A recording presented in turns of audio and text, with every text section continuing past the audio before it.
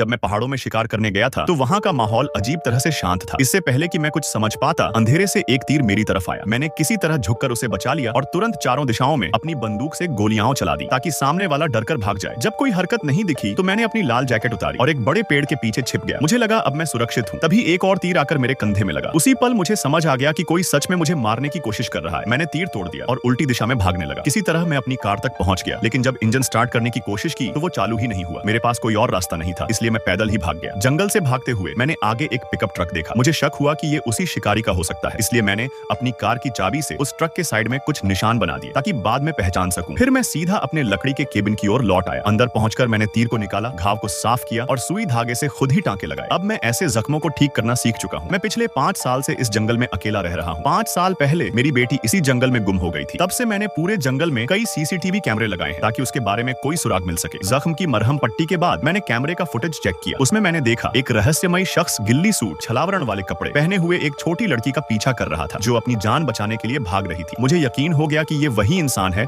जो मेरी बेटी की गुमशुदगी से जुड़ा हुआ है। मैंने तुरंत अपना सामान उठाया और उस लड़की को बचाने के लिए जंगल की ओर दौड़ पड़ा, लेकिन मैंने उस रहस्यमयी शिकारी की काबिलियत को कम आंका था। जैसे ही मेरा पैर एक टहनी पर पड़ा, उसने आवाज सुन ली और तुरंत एक और तीर मेरी ओर छोड़ा। शुक्र है इस बार भी मैं झुककर बच गया। मैंने अंदाजा लगाया कि तीर किस दिशा से आया है। फिर मैंने लाल रंग की पेंट हवा में फेंकी और उस पर गोली चला दी। पेंट फटकर चारों ओर बिखर गया और वो रहस्यमयी शख्स लाल रंग में लथपथ हो गया। शायद वो मुझसे भिड़ना नहीं चाहता था, इसलिए भाग खड़ा हुआ। मैंने उसका पीछा किया, लेकिन वो बहुत तेज था और मैं एक भी गोली नहीं चला पाया।